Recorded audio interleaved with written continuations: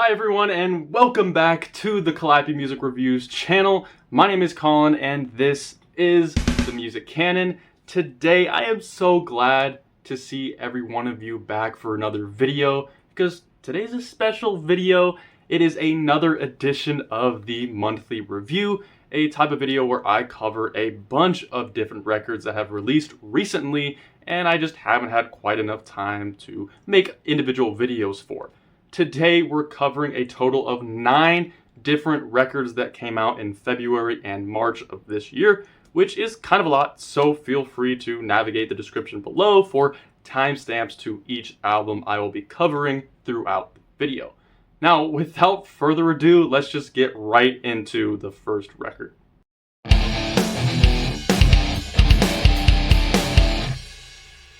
Of course, I have to start with the fame monster herself, Lady Gaga, and I believe is her 10th studio album, not counting soundtracks and remix albums. The album is called Mayhem and is an absolute return to form for Gaga, reminiscent of her early synth pop and dance sound of the late 2000s. The album starts with an incredible bang with the first 3 tracks, blending brazen electropop choruses with an enormous dramatism and a slick industrialism. I mean, this has got to be one of the best openings to an album this year so far. It's just electric in how it fully displays Gaga's bold eccentricism and with a flamboyant instrumentation to match. Now, unfortunately, the record dips quite a bit afterwards, confining itself to more traditional pop progressions and less varied instrumentation. There's always a good sense for Gaga's hysterics and a powerful electronic production throughout, but songs like How Bad Do You Want Me and Blade of Grass just fall flat with these extremely generic pop timelines. The lyrics are, again, pretty one note, with the occasional memorable line, and of course some refrains that will inevitably get stuck in your head. I could be your type from your zombie bike. But regardless, this is a pretty fun Lady Gaga record with some of her best production to date, honestly, like the addicting bass line on Zombie Boy, the anthemic synths on Abracadabra, and the sizzling glitches on the opener Disease. Even though it kind of overstays its welcome at 53 minutes in length, it's still an album that provides a decent diversion through an active festivity and exuberant attitude.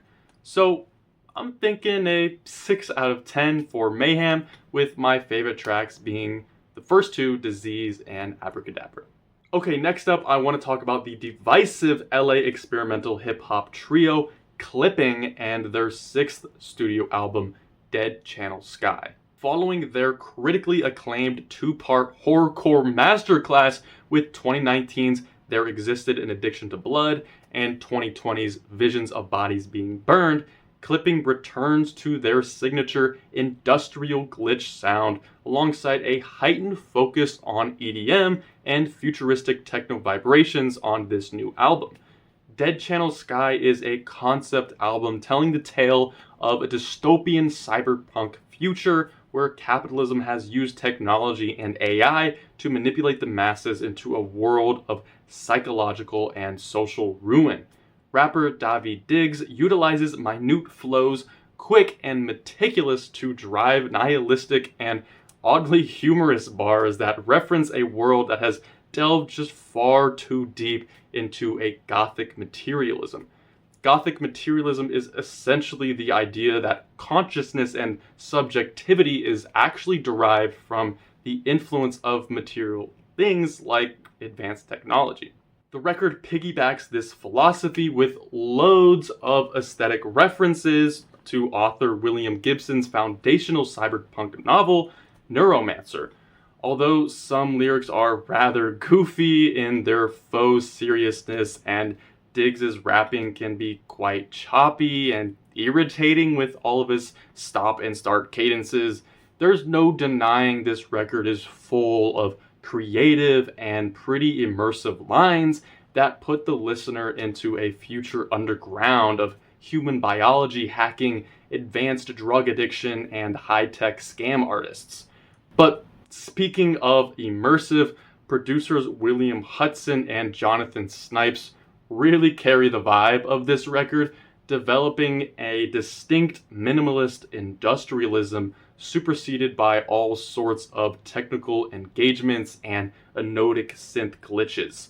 I do wish the production had a bit more confluence between melody and rhythm, but man, the textures here are just incredible, so fizzy and tingly. It really feels like you're entering the Matrix with all of the sizzling electronic components coming into the fray, one after another. With that being said, I do find that the album loses a bit of its influence as it progresses due to rather uninteresting interludes and a pretty messy collection of ideas that could definitely be reduced to a more concise track list.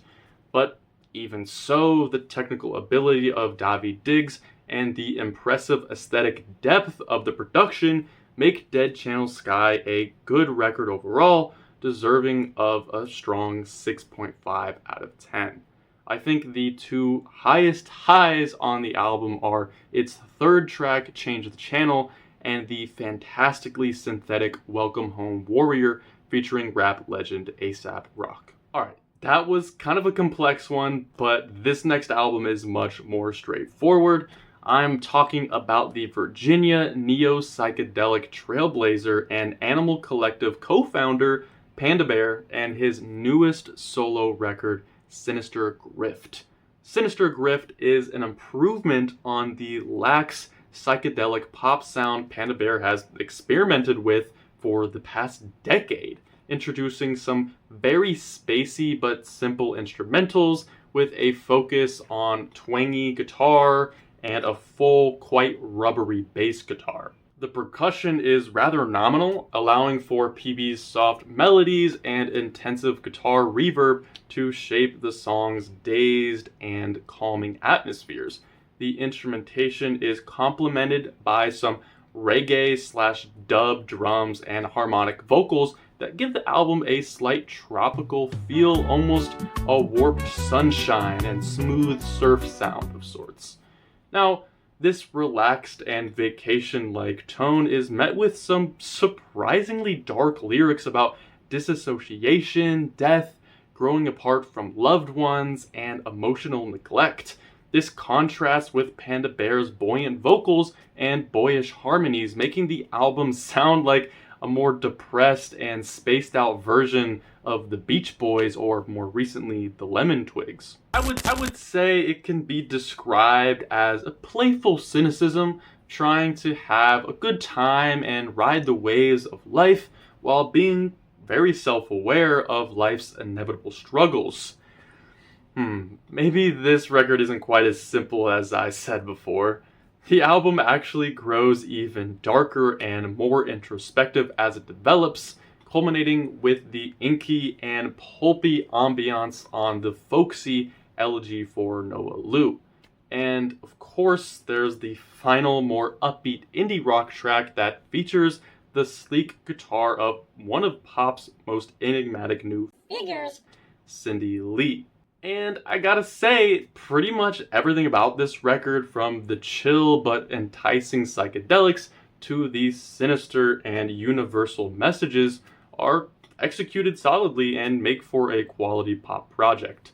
Now, while the vibes here have a fun little surrealism and an inviting floatiness, there is a tepidness and overall lackadaisical feel that end up working against the record as its tempo becomes a bit sluggish and repetitive throughout. There are just a few moments like Left in the Cold and Elegy for Noah Lu where you're kind of waiting for the song to wrap up as its slow ambiance wanders for just a bit too long. But in the end, Panda Bear's mellow production is a net positive, so I think I'm gonna give Sinister Grift a solid 6 out of 10, with the best tracks being the reggae-inspired 50 milligrams and the last track, Defense, with Cindy Lee. Next up, we're gonna get even more personal and introspective with the 10th album from iconic Americana and country rock savant Jason Isbell by the name of Foxes in the Snow. After 2023's well-received alt-country trip Weather Vanes, Isbell strips it completely back with this new record, being his first studio album since 2015 to not feature his backing band, the 400 Unit. Where Weather Vanes was growing a heavier, more southern rock sound, Foxes in the Snow plays to the much more intimate folk side of Isbell's music, being entirely composed of the singer's voice and his acoustic guitar. As a result, the album is a concise little collection of moody Americana, seeing Isbell get extremely personal and poetic with slower, minimalist recordings. Although Jason Isbell has always benefited from the energy the 400 Unit has provided to his songs, this approach really highlights his songwriting as he elegantly explores reflections of the past with a somber but confident tone. There's the entirely too relatable breakup song Eileen, the lesson in restraint and maturity on Gravelweed, and the revelation of commitment and love on Wind Behind the Rain, all with a graceful sense for poetry and a very homey Nashville-centered symbolism. I will say that the stripped-back nature of the record leaves quite a bit to be desired when the guitar progressions aren't exactly that new or exciting, but its simplicity hits heavy when Isbell plucks deep guitar resonations and drops some real wisdom like this line on Gravelweed. There are plenty of memorable little lines on this record that definitely make up for its lack of vibrance and tempo, so I think Foxes in the Snow is deserving of another 6 out of 10. And definitely go listen to Gravelweed and Good While It Lasted if you're interested in this album. Alright, let's change the pace. It's getting way too sappy in here. The next record I want to talk about is called Soft Spot and is the 7th album from Norwegian hardcore punk group Honningbarna. Soft Spot is the band's first project since gaining a considerable presence in the internet post-hardcore and punk scene with 2022's Animorphs album. For this go-around, Honningbarna, which I believe translates to the Honey Children, steps into a new level of thickness, punishing the listener through a blitzing mix of crunched guitar, upbeat drums, pounding bass, and some of the most abrasive and nihilistic vocals I've heard in a minute.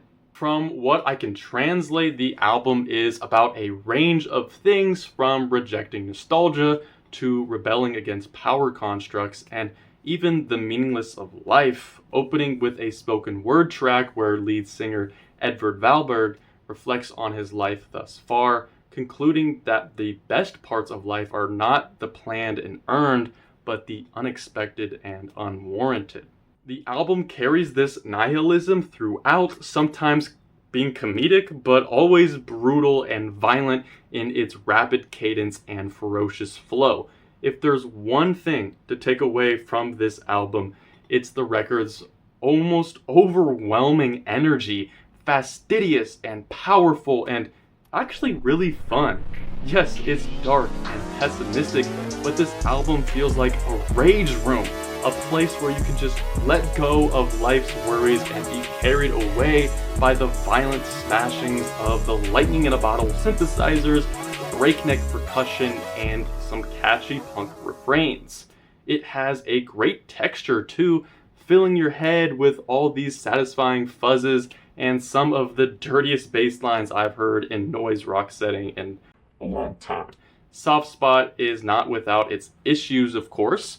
It starts slow with the spoken word intro and never really leaves its comfort zone after finding it, drying up the vocals and production as they stay pretty much the same throughout. However, the album's velocity, rage, and jam-packed delivery make the 39 minutes fly by and deserving of a 7 out of 10 in my opinion. If you're interested in the album, I'd recommend starting with the 4th track, MP5, and the destructive dance punk track, God. Alright, completely switching gears again, allow me to introduce to you Philly indie rock pop band Japanese Breakfast and their fourth full-length album for Melancholy, Brunettes, and Sad Women. So, clearly an album made for me. This record is the band's first studio album since the massive success of their 2021 chamber pop album Jubilee, where Jubilee was all about a bittersweet playfulness through jangly pop grooves and sweet synthetics. This new album is a much more reserved and guitar-focused sound. While the band still employs many glossy strings and chamber arrangements, the orchestral components are a bit more delicate, subtly measuring these warm indie folk environments that slowly bloom into indie rock and even alt country songs. Songs like Honey Water and Picture Window actually remind me of Mitski's 2023 album The Land is Inhospitable and So Are We, because of their cinematic string work but edgy and nocturnal soft country influences. The softer and more lukewarm production lends itself to lead singer and best-selling author Michelle Zauner's quite personal lyrics about a range of topics like the dangers of desire on Orlando in Bloom, infidelity on Honey Water and Men in Bars, toxic masculinity on Mega Circuit, parent-child estrangement on Little Girl, and intrusive anxieties on Picture Window. Zauner's lyrics are elegiac and subdued, adding a nice commentary and sort of ironic Southern aesthetic to the record.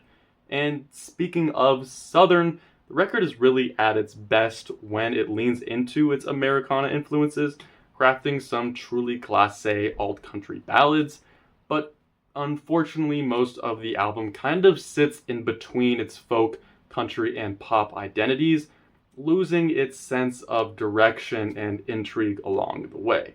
That's not to say each track here isn't well made and has something going for it.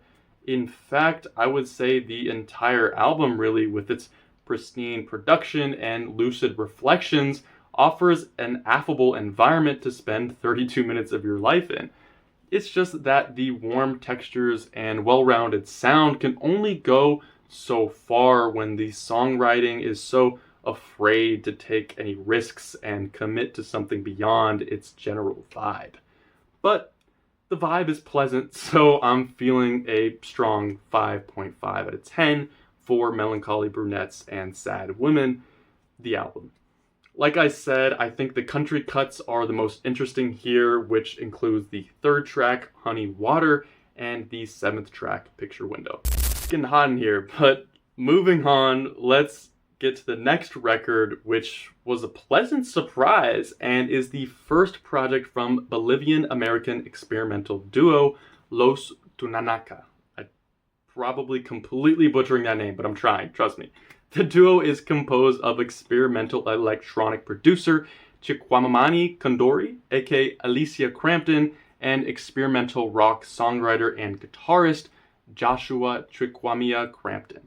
The two brothers up until now have had decent individual success, crafting some of the most unique music to come out of the indigenous Andean music genre this decade. Alicia's 2023 album DJE shocked a lot of ears with its incredible mixture of Latin electronic sampling, deconstructed club percussion, and epic collage production style.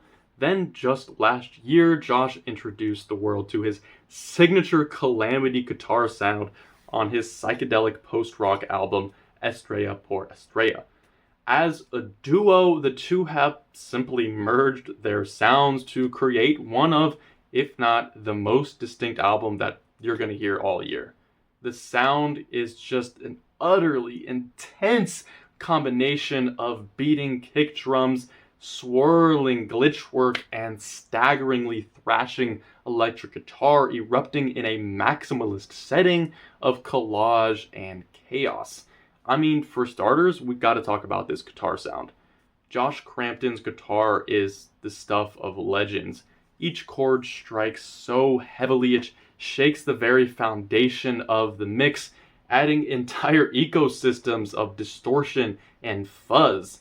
Then when you add in Alicia's totalist approach to production, the noise rock sound is transformed into an oddly danceable concept rooted by these bumping Latin rhythms and glitchy EDM accents. Also, the entire record operates in this very nostalgic lens as massive waves of minor chords and reverb soak up all of the breathing room, suffocating you in an unmastered and deafening mix.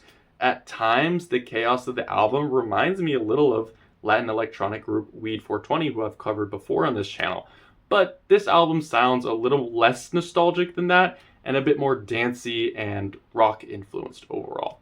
It's almost like some futuristic nightclub where humans have assimilated with super intelligent reptilians, and this is their music of choice.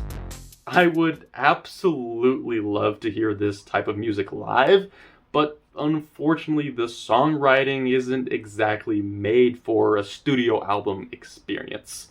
It's immensely repetitive, and like a lot of the records I've talked about today, fails to add enough interesting songwriting choices to keep the album moving throughout its runtime. It's not without effort. The 4th and 7th tracks here really build into some incredibly dense soundscapes by the end, but sadly LT gets lost as it repeats the same beats without much editorial or movement away from its initial path. But I mean, I have to give it to these guys for crafting such an individual and powerful sound, so I'm ultimately feeling a pretty solid 6.5 out of 10 for this one, with my favorite cuts being the 4th and 7th tracks I mentioned earlier. Okay, I'm just gonna say it now, right out of the gate, this next album, it's another 6.5 out of 10. I'm sorry, but it's a good record, so if you're into this type of music, you will absolutely want to hear me out and listen to this. The album is called Goldstar and is the 6th full-length release from New York City avant-garde metal band Imperial Triumphant, a group that has been running strong since the early 2010s and always playing around with the death metal formula. Goldstar presents maybe the band's most intriguing blend of genres yet. The base of this album is your run-of-the-mill raging death metal sound with a slight focus on dissonant death metal's dense and atonal instrumentation. The band plays this part well with an impressive technicality, but there's also a pretty appealing progressive metal aspect to the record that really lights it up. You have these rather funky, upbeat bass lines, fantastically vibrant and chaotic drumming, and even some background horns on the tracks Eye of Mars and Lexington Delirium. Then you have a spiraling, roll down the hill guitar sound that can be jarring, but eternally ear-catching as the band zigzags between tempos and vocal styles. Speaking of, the vocals are what you would expect from the band. Nice and growly, but not particularly noteworthy considering the direction of the album. What is noteworthy though, and what I think is the best part of the album, is bassist Steve Blanco and drummer Kenny Grahowski's instrumental relationship. Just extremely fun and just teeming with rapid rhythm and harsh vivacity. I honestly believe that the central death metal structures that make up the majority of the record are pretty hackneyed and hold the bassist and drummer back from reaching their full potential. I do enjoy some of the floaty spaces and synth interludes introduced throughout, but the album's foundation is just a bit overdone at this point in my opinion, where it kind of feels like you're waiting for the death metal part to be over so you can get back to the jazzy drum syncopations and just drooling bass lines. Of course, there's the awesome interpolation of the Beatles' I Want You, She's So Heavy on the final track with a sick and strangled guitar solo, but it ultimately can't help Goldstar escape its overused riffing and unbalanced mixture of influences. But even with that, some cool cosmic iconography, a succinct commentary on capitalist greed, and some very fun and nobly produced jazz funk variations make this an absolutely solid death metal record all the way. So at least listen to the second track, Gomorrah Nouveau, and the finale, Industry of Misery, if this sounds interesting to you. Alright, we finally made it to the last album. If you're still here, kudos to you. I love you. Before we end the video, I gotta mention this new EP from Manchester post-punk band Maruja. Known for their explosive live performances, Maruja might just be the coolest band in the world right now, having released a critically acclaimed EP in each of the last 3 years. The four-piece have already built a cult following through a truly distinct apocalyptic post-punk, post-rock, and jazz rock sound, heavy and epic due to grating guitar and earth-shattering bass, but also quite clever and artsy through extended sax solos and free-flowing progressions. While their roots are clearly in the bombastic counterculture of punk rock, this new EP serves a much more spiritual purpose, opting for lengthier free-form compositions of wailing saxophone and ferocious bass lines. The band also strips itself from the fiery yells of lead singer Harry Wilkinson, allowing the singer to join the jam band with his ominous guitar playing and the somber synth pedal effects.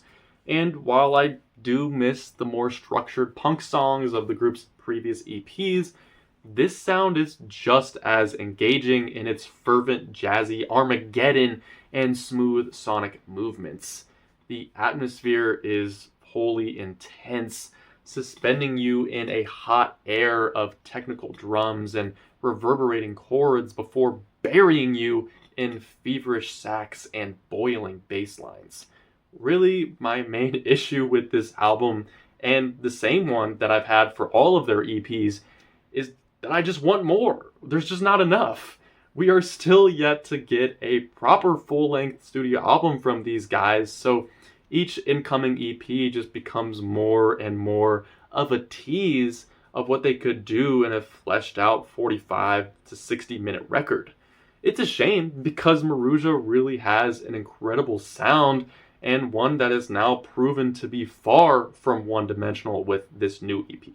But regardless of my feelings towards the band's studio habits, this new album, which I'm not even going to try to pronounce the title of, is a welcome step in complementing their punk roots with a more beauteous jazz folk instrumental.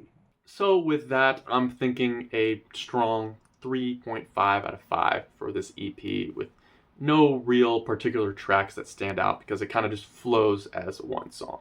Alright, that was so much music. I really hope you guys enjoyed these reviews, these analyses on all these different records of different genres.